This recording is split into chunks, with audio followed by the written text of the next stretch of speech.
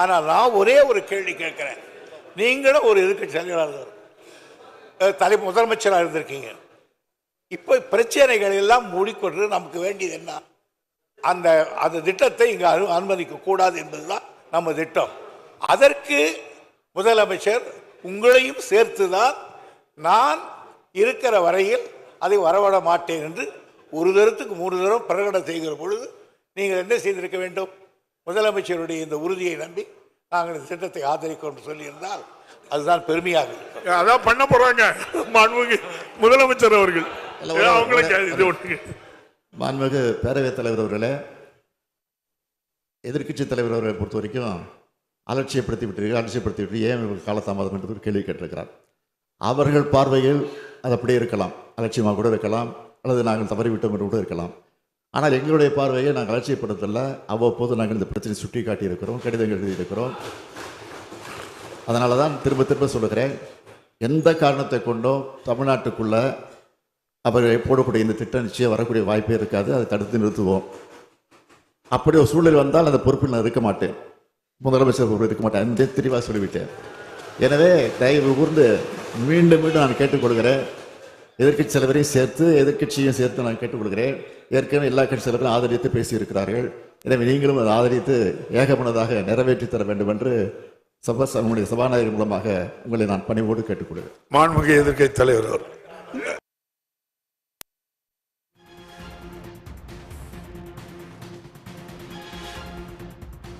சட்டத்தில் என்ன திருத்தம் இருக்குன்னு கேட்டீங்கன்னா, ஏலம் விடுகிற அதிகாரம் ஒன்றிய அரசுக்கு மட்டுமே உள்ளது.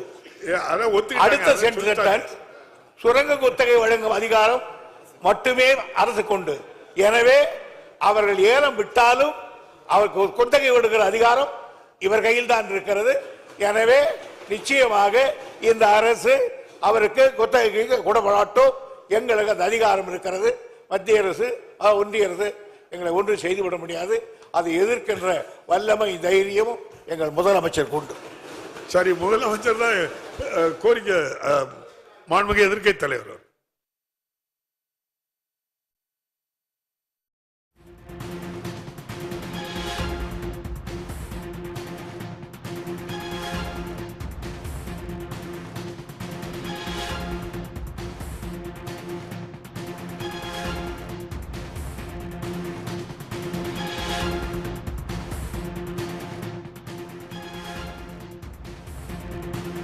சட்டப்பேரவையில் டங்ஸ்டன் சுரங்கம் அமைவது தொடர்பாக எதிர்க்கட்சிகள் கேள்வி எழுப்பிய நிலையில் தமிழ்நாடு முதலமைச்சர் மு க ஸ்டாலின் அதற்கு விளக்கம் அளித்திருக்கிறார். நான் முதல்வராக இருக்கும் வரைக்கும் இந்த திட்டத்தை கொண்டுவர முடியாது என்றும் அவர் திட்டவட்டமாக கூறியிருக்கிறார். தற்போது டங்ஸ்டன் சுரங்கத்தை எதிர்க்கும் தனி தீர்மானம் நிறைவேறியிருக்கிறது. அதற்கு அதிமுக ஆதரவும் தெரிவித்திருக்கிறது. அண்மை செய்தி. டங்ஸ்டன் சுரங்கம் அமைப்பதற்கு எதிராக தனி தீர்மானம் சட்டப்பேரவையில் நிறைவேறியிருக்கிறது. அதற்கு அதிமுக ஆதரவு தெரிவித்துள்ளது. அரசின் தனி தீர்மானத்தை சட்டப்பேரவையில் அமைச்சர் துரைமுருகன் தற்போது தாக்கல் செய்துள்ளார்.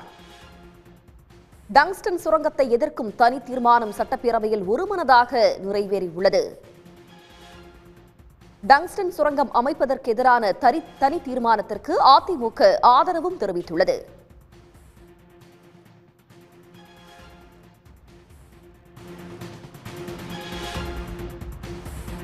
நான் முதலமைச்சராக இருக்கும் வரை ஒன்றிய அரசு இந்த திட்டத்தை கொண்டுவர முடியாது என்று முதலமைச்சர் மு க ஸ்டாலின் திட்டவட்டமாக கூறியுள்ளார்.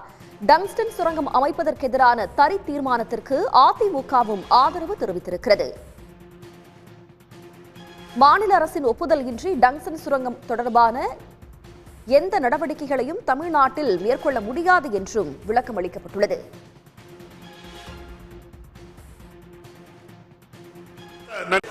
மாண்புமிகு பேரவை முன்னவர் அவர்களின் தீர்மானம் பேரவையின் முடிவுக்கு விடப்படுகிறது.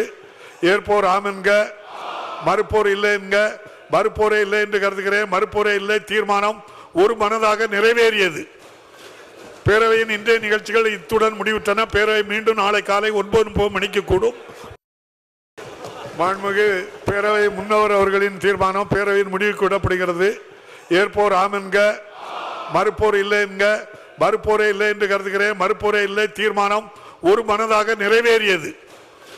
பேரவையின் இன்றைய நிகழ்ச்சிகள் இத்துடன் முடிவுற்றன. பேரவை மீண்டும் நாளை காலை 9:30 மணிக்கு கூடும்.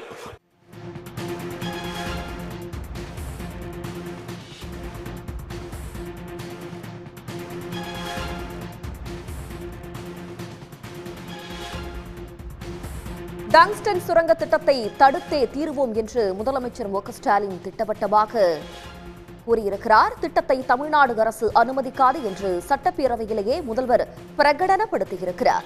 உடனுக்குடன் செய்திகளை தெரிந்து கொள்ள சன் நியூஸ் பெல் ஐகானை கிளிக் பண்ணுங்க.